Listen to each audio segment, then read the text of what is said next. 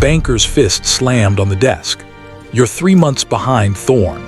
I'm taking the ranch tomorrow morning." Thorne Macallister stared at the eviction notice, his hands shaking. He had $1 left, one single dollar between his family and the frozen prairie. And that's when he heard the knock at the door, a starving family with 3 children, begging for food on the coldest morning of the year. What happened in the next 5 minutes would either destroy him completely, or prove that some acts of kindness echo for generations. Subscribe and comment where you're watching from. It helps us reach more people. Tokyo, New York, London, drop your location below. Let's go. Thorne stood frozen in his kitchen, the eviction notice crumpled in his fist, when 3 sharp knocks echoed through the cabin. His wife Esther looked up from the stove where she was rationing their last can of beans into portions so small you could see through them. Their 7-year-old daughter Nora sat at the table, pretending to read a book she'd memorized months ago because they couldn't afford lamp oil to read at night. The knocks came again, urgent, desperate. When Thorne opened the door, the January wind hit him like a fist, and standing on his porch was a sight that made his empty stomach twist. A man in rags holding a baby, a woman clutching 2 small children, all of them blue-lipped and shaking. "Please," the man whispered. "We ain't eaten in 4 days. Anything you can spare." Thorne's throat closed. Behind him he heard Esther's sharp intake of breath. She knew what he knew. They had 1 can of beans for 3 people, $1 in coins, and tomorrow morning they'd be homeless. The smart move, the survival move, was to say no, to close the door, to protect his own. But Thorne looked at those children. One couldn't have been more than 2 years old, her lips cracked and bleeding from the cold, and something inside him just broke open. "Esther," he called over his shoulder, his voice steady despite his hammering heart, "set 5 more places at the table." The stranger's eyes went wide. "Mister, I don't think you understand. We're asking for scraps. Whatever you can," Thorne cut him off. "I understand perfectly. You're hungry, my family's hungry. We'll all eat together." Inside, Esther divided their last can of beans into 8 portions instead of 3. Thorne retrieved the small bag of cornmeal they'd been saving. It was moldy around the edges, but the center was still good. He mixed it with snow-melt water and fried thin cornbread on their wood-burning stove. It wasn't much. It wasn't nearly enough. But when they sat down around that scarred wooden table, 5 strangers and his own family, and he watched those children eat with tears streaming down their faces, Thorne felt something he hadn't felt in months: purpose. The stranger introduced himself as Colton Reeves, traveling from Missouri to California where his brother supposedly had work. "Got robbed outside Abilene," Colton explained, bouncing the baby on his knee. "They took everything: wagon, supplies, even my wife's wedding ring." His wife, Marin, kept her eyes down, ashamed. After the meal, meager as it was, Colton started to rise. "We should go. You've done more than," but Thorne was already shaking his head. "It's 15 below out there. You'll die before sunrise." He gestured to the main room where a fire struggled in the stone hearth. "Floor's not comfortable, but it's warm. You'll stay the night." Esther brought out every blanket they owned, even the one from her marriage trunk, the one her grandmother had stitched. As the Reeves family settled in, Colton pulled Thorne aside. "Why?" He asked simply. "You don't know us. In these times, most folks wouldn't." Thorne looked at his daughter Nora, asleep in the corner, then at the eviction notice on the counter. "My daughter asked me last week what it means to be good. I didn't have an answer, I guess. I guess I'm trying to find one." That night Thorne lay awake on his side of the bed, Esther pressed against his back. "The bank comes tomorrow," she whispered. "I know," he said. "We gave away our last food," she continued. "I know." Long pause. Then Esther's arm came around his chest, holding tight. "I'm proud of you," she said. "I'm terrified, but I'm proud." Thorne stared at the ceiling, listening to the wind howl and the Reeves children snore softly by the fire. He'd made a choice that logic screamed was wrong. He'd chosen compassion over survival. And tomorrow, when the banker came to take everything he'd built, Thorne wasn't sure he could live with what that choice would cost. But tonight he'd helped a family who needed it more than he needed that last dollar. And somehow, that had to count for something. Morning arrived gray and cruel. Thorne woke to find Colton already up, trying to restart the fire with the last of their wood. "Let me," Thorne said, taking over. "You've got a long road ahead." They worked in companionable silence until Esther emerged with Nora, both wrapped in shawls against the cold that had seeped into every corner overnight.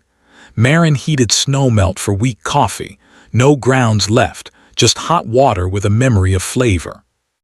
They were sharing this strange, solemn breakfast when hoofbeats crunched through the frozen yard. Thorne's stomach dropped. Through the window, he saw Harold Grinstead, the banker, dismounting from a fine mare, flanked by two men Thorne recognized as ranch hands from the Blackwood spread, men who did Grinstead's dirty work. "Stay inside," Thorne told everyone, but Colton stood with him. Grinstead didn't bother with pleasantries. "Time's up, Macallister. Deed transfers to the bank today. You've got until noon to clear out." He was a fat man with small, mean eyes, the kind of person who'd foreclose on a widow with a smile. Thorne had seen him do it before. "I need more time," Thorne said quietly. "My cattle are due to calve in 3 weeks if I can just—" Grinstead laughed, sharp and cruel. "Your cattle? You don't have cattle anymore. They're bank property now." "Everything here is bank property. The ranch, the house, the furniture, probably even that shirt you're wearing." One of the ranch hands smirked. Thorne's jaw clenched. "My family," Grinstead waved dismissively. "Not my problem, should have paid your debts." That's when Colton stepped forward. "How much does he owe?" Thorne grabbed his arm. "Don't."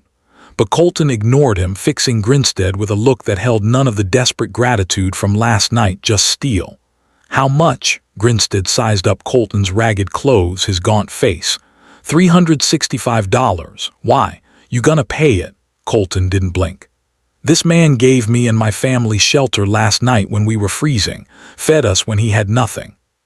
Treated us like humans when the last 5 towns ran us off like dogs." He stepped closer to Grinstead, and despite his obvious poverty, something in his bearing made the banker shift back. "So I'm asking again, is there any way, any arrangement that can give him more time?" Grinstead's face twisted into something ugly. "Yeah, there's a way," Grinstead sneered. "He can get on his knees and beg, right here in the dirt, and maybe I'll give him 2 extra weeks." The silence that followed was deadly. Thorne felt Esther's eyes on him through the window, felt Nora watching. His pride was a living thing in his chest, screaming at him to refuse, to maintain some scrap of dignity. But then he thought about Nora sleeping on frozen ground, about Esther's hands chapped and bleeding from cold, about 3 months of hope dying at noon today.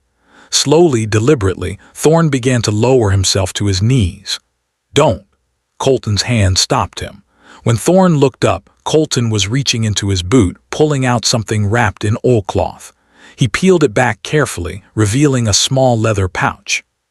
From the pouch, Colton withdrew a gold pocket watch, ornate, clearly valuable, engraved with initials that weren't his. "This was my grandfather's," Colton said quietly. "Only thing the robbers didn't find because I keep it hidden. It's worth probably $200, maybe more to the right buyer." He held it out to Grinstead. "Take it as down payment. Give this man 3 months to get his herd sorted, sell what he needs to sell, and pay you proper." Thorne stood frozen. "Colton, no. You need that for California, for your family." But Colton pressed the watch into Grinstead's palm. "Last night, this man had $1 to his name. 1. And he gave away everything. I ain't got much, but I got this. And I figure kindness ought to be repaid in kind." Grinstead turned the watch over in his hands, and something shifted in his expression. His smirk vanished. The color drained from his face. "Where did you get this?" he asked, his voice suddenly hoarse. Colton frowned. "I told you, my grandfather." But Grinstead was staring at the engraving, his fingers trembling. "JG, these initials, James Grinstead, this was my father's watch." The world seemed to tilt. Grinstead looked up at Colton with wide, desperate eyes. "My father disappeared 15 years ago. Went to Missouri on business and never came back. We searched for 2 years. My mother died believing he'd abandoned us." His voice cracked. "Where did you get this watch?" The question hung in the frozen air like a blade. Colton's face had gone white. "I bought it," Colton said carefully. "At an estate sale in Missouri, maybe. 10 years back. The seller said it came from a man who died of cholera, no family, no name. I swear on my children I didn't steal it. I didn't know. Grinstead's hand shot out, grabbing Colton's collar. What town? What year? Think. Colton rattled off details. A town called Hartley Bend, an estate sale in winter of 1875, an old doctor who'd kept the dead man's belongings. Grinstead released him, staggered backward, sat down hard on the frozen ground. That was him, he whispered. That's when he went, that's where he went. He looked up at Colton and tears were streaming down his face. You've been carrying my father's last possession for 10 years, and you just gave it to me. Something fundamental shifted in that moment. Grinstead stood slowly, clutching the watch like a lifeline, and turned to Thorne. I've spent 15 years angry, he said, his voice raw. Angry at my father for leaving. Angry at the world for being cruel. I became the kind of man who forecloses on families, who enjoys watching desperate people beg, because somewhere deep down I was still that abandoned boy who needed someone to pay for his pain. He looked at the watch again. But you, he pointed at Thorne, you had nothing and you gave everything. And he, pointing at Colton, he just gave me the only answer I've searched for since I was 23 years old. Grinstead turned to his ranch hands. Get back on your horses. We're leaving. They looked confused. But boss, the foreclosure. Grinstead's voice was steel. There is no foreclosure. I'm marking the debt paid in full. Thorne couldn't breathe. What? Grinstead pulled a paper from his coat, scrawled something across it, signed it. This watch is worth far more than $365, not in gold and what it gives me back. Peace, knowledge, a reason to stop being bitter. He handed Thorne the paper, a deed release, signed and legal. Your ranch is yours, free and clear. Then he turned to Colton. And you? I'm giving you $500 cash, a wagon, 2 horses, supplies, and a letter of introduction to the California Railway Company. They're always hearing, and my word carries weight. Colton tried to refuse, but Grinstead cut him off. Don't you understand? Grinstead's voice broke. Last night when you were freezing and desperate, Thorne didn't see strangers. He saw human beings who needed help. This morning, when I came here to destroy him, you didn't see an enemy. You saw someone you could help despite your own need. For 15 years I've been trying to figure out why God let my father die alone in a strange town. Maybe this is why. So that watch could travel through time and hands and end up exactly here in this moment to teach me what kindness actually looks like.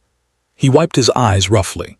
I've been a terrible man, but today, watching you both, I remember who my father raised me to be, and I'm going to try to find my way back to that person. The next 3 months transformed the valley.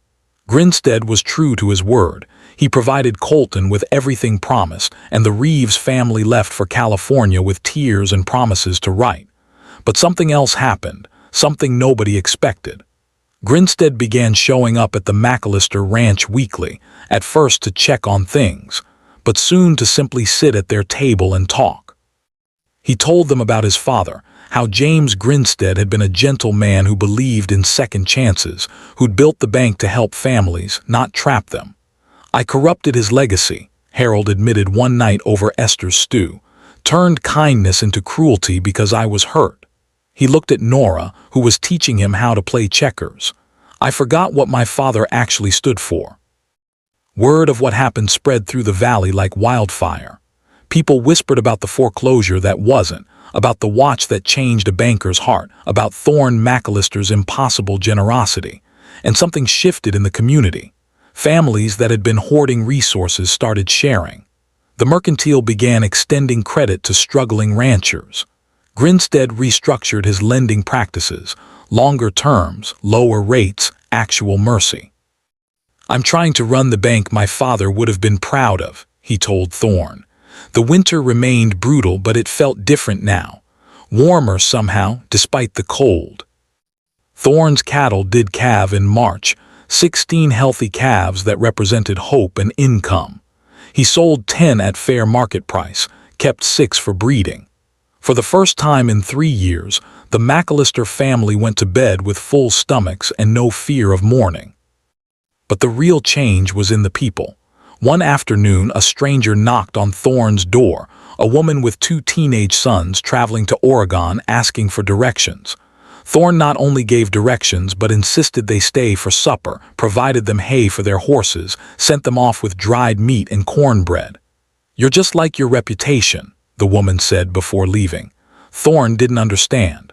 "What reputation?" she smiled. "They're calling you the man who broke a banker's heart and taught him how to grow a new one. They say you're proof that kindness isn't weakness, it's the bravest thing a person can do."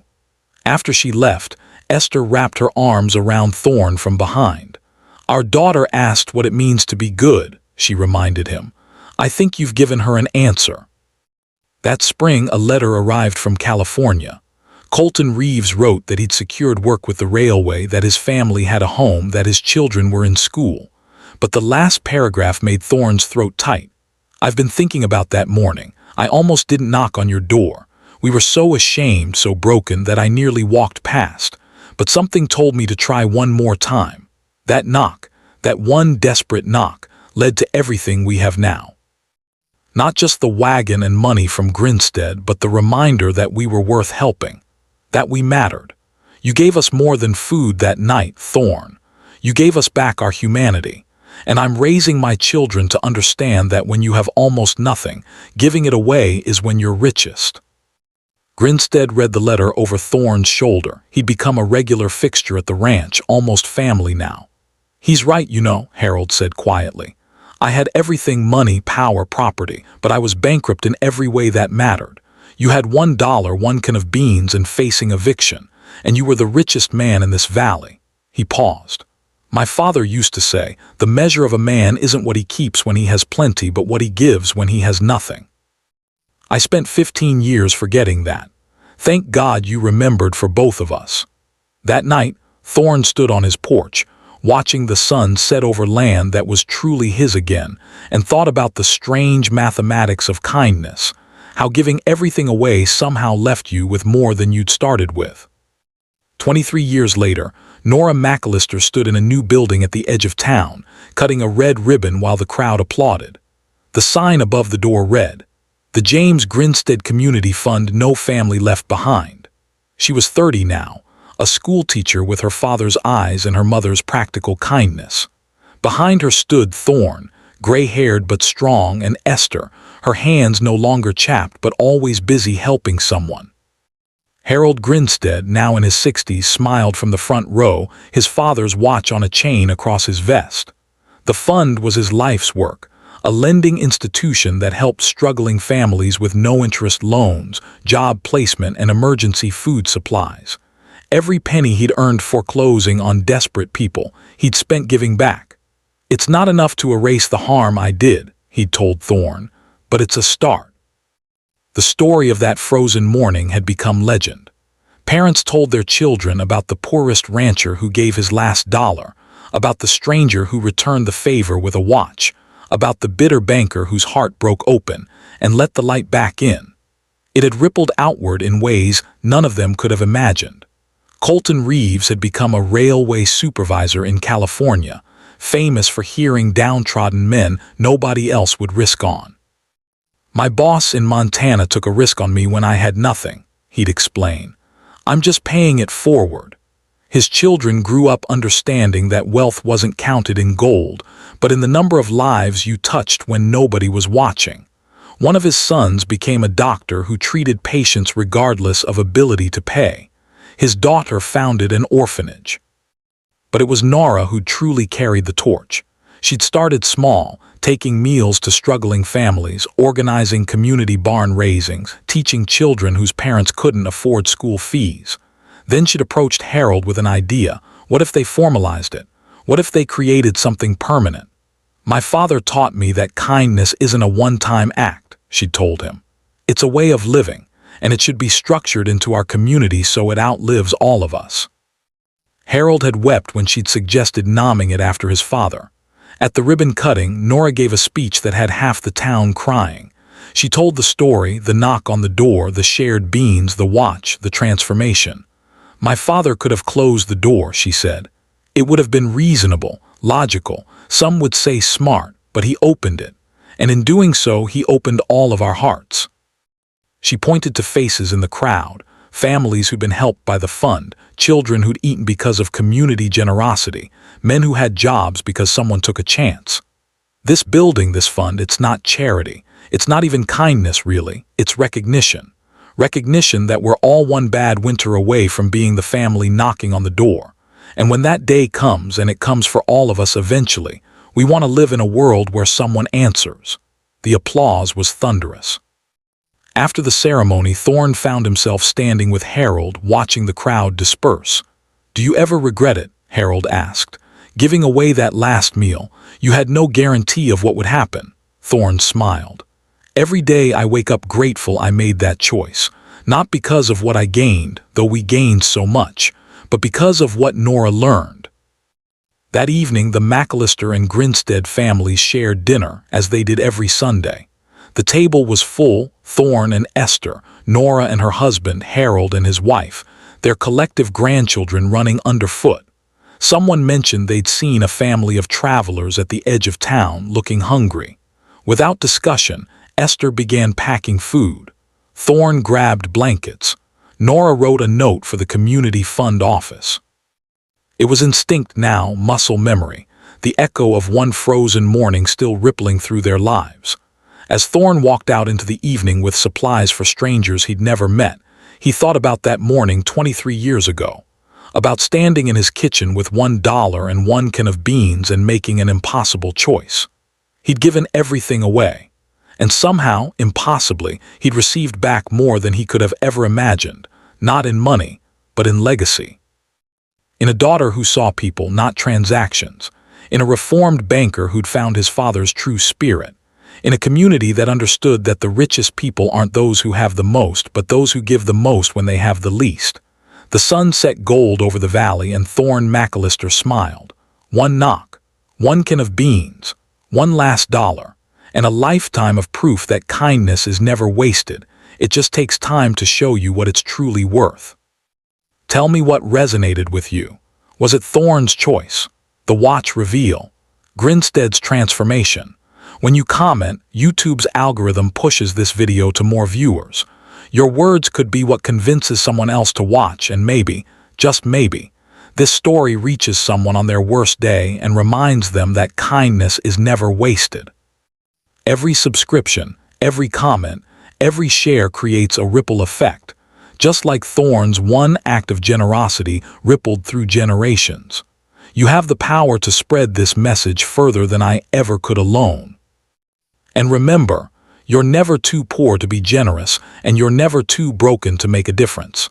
The smallest act of kindness can echo through generations.